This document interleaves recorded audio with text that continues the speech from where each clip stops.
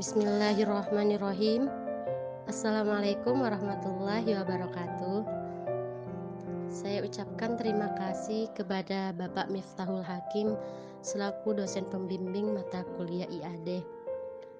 Kami dari kelompok 4, perkenalkan saya Novi Nur Islami, teman saya Kak Siti Atur Rizko, dan juga Kak Baihaqi Zakaria Muslim. Pada kesempatan meeting kali ini, kami akan menjelaskan materi tentang teori penciptaan atau special creation. Untuk materi yang pertama akan disampaikan oleh Kak Baihaqi Zakaria Muslim. Baiklah, di sini saya akan menjelaskan tentang pengertian teori penciptaan atau special creation.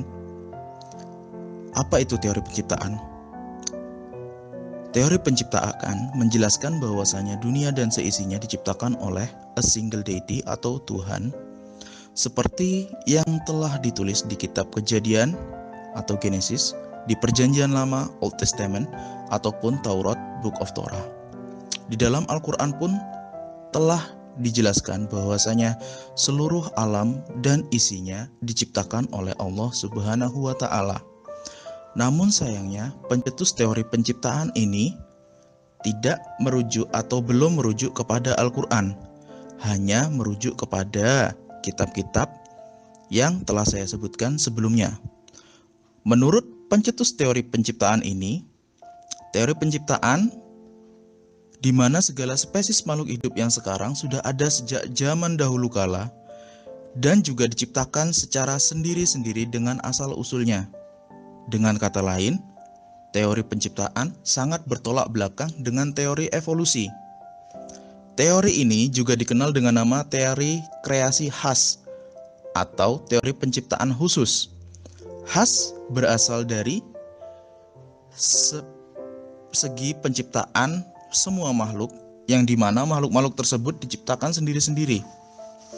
Dalam pengertian paling umum, kreasionis mengacu pada sebuah pandangan yang menolak penjelasan ilmiah mengenai fitur tertentu dari alam, seperti fitur-fitur evolusi, baik itu dari ilmu biologi, geologi, atau ilmu-ilmu lain. Teori special creation atau teori penciptaan khusus ini merupakan teori yang murni berdasarkan kepercayaan agama dan tidak didasarkan dari pengetahuan ilmiah.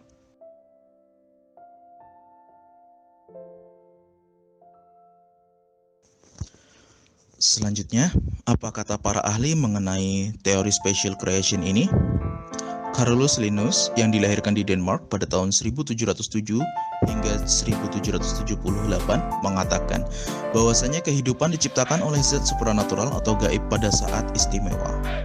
Dari perkataan tersebut atau pernyataan tersebut dapat disimpulkan bahwasanya semua spesies makhluk hidup sudah ada sejak zaman dahulu dan masing-masingnya diciptakan secara individual atau sendiri-sendiri sebagaimana adanya.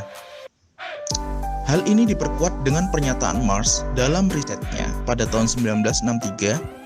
Dia berkata, semua jenis tumbuhan dan hewan diciptakan secara terpisah oleh Sang Pencipta, dapat terjadi seketika dari debu dengan cara yang ajaib. Berdasarkan dua pernyataan tersebut, kita dapat menyimpulkan bahwasanya teori ini sangatlah melawan atau sangatlah berbanding terbalik dengan teori evolusi. Baik, selanjutnya akan disampaikan oleh teman saya. Dalam teori penciptaan ini terdapat sebuah kelebihan dan kekurangan. Adapun kelebihannya, teori ini merupakan teori yang murni dari kepercayaan agama dan keyakinan kepada Tuhan penciptanya. Sehingga teori ini dikatakan menentang teori evolusi Charles Darwin yang menyatakan manusia berasal dari monyet. Adapun kekurangannya, teori ini tidak berdasarkan eksperimen sehingga tidak bisa dibuktikan secara ilmiah dan keberadaannya dianggap sebagai ilmu semu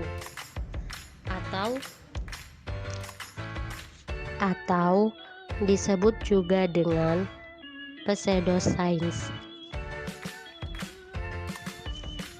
Teori penciptaan khusus dan religi.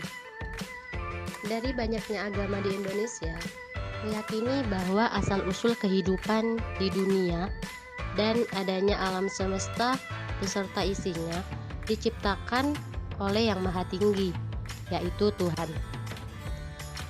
Teori ciptaan ini sulit untuk diterima akal manusia karena penciptaannya bukan dari hasil percobaan, melainkan dari keyakinan dan telaah ilmu agama.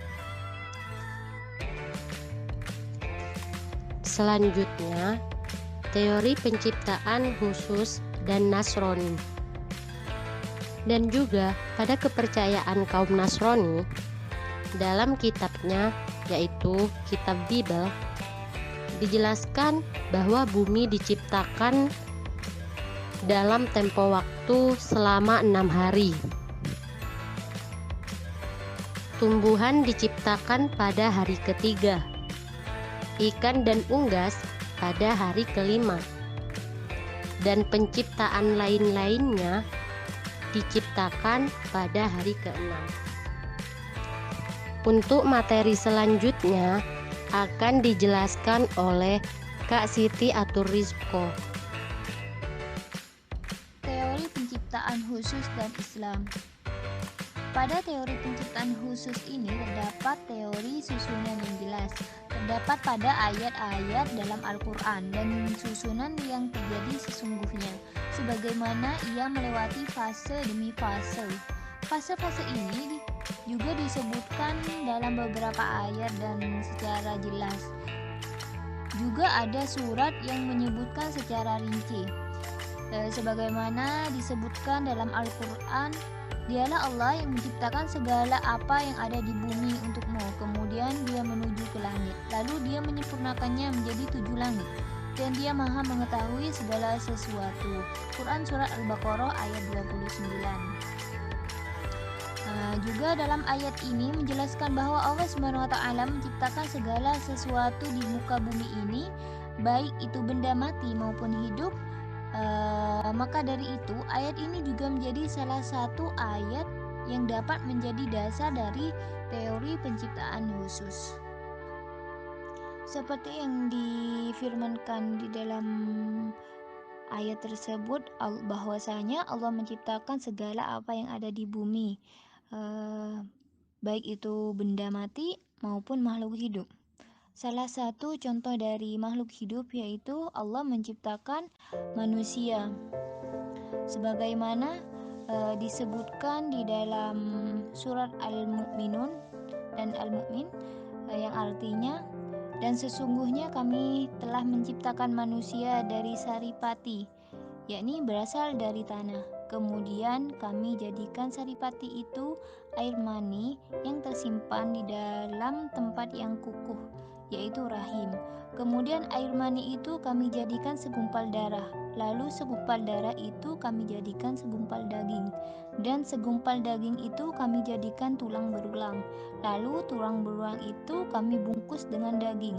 Kemudian kami jadikan ia makhluk yang berbentuk lain. Maha suci Allah, pencipta yang paling baik. Kemudian setelah sesudah itu, sesungguhnya kamu sekalian benar-benar akan mati. Kemudian sesungguhnya kamu sekalian akan dibangkitkan dari kuburmu pada hari kiamat. Nah, itu yang difirmankan Allah di dalam Al-Quran. Dan pada Quran Surat Al-Mu'min ayat 67-68 dijelaskan, yaitu artinya dialah yang menghidupkan dan mematikan.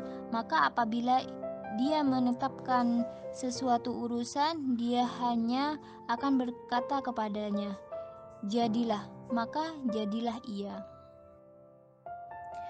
Yang terakhir yaitu kesimpulan. Meskipun banyak yang menentang teori penciptaan khusus ini, baik dari kalangan awam maupun pakar, terutama dari golongan pendukung teori evolusi Charles Darwin, kita sebagai umat beriman harus percaya bahwasanya kita semua diciptakan oleh Allah Subhanahu wa taala, Sang Pencipta, bukan dari hasil evolusi dari monyet atau hewan lain. Selain teori penciptaan khusus, masih ada banyak lagi teori-teori yang telah dikemukakan banyak ilmuwan. Sebagai muslim yang baik, alangkah baiknya apabila kita mampu mempelajari dan menelan teori tersebut sehingga kita mampu dan bisa membuktikan kebesaran dan kehebatan Al-Quran yang telah memberikan beberapa dalil tentang penciptaan.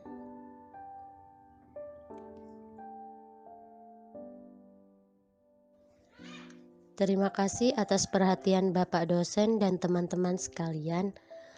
Mungkin hanya ini penjelasan materi yang bisa kami jabarkan.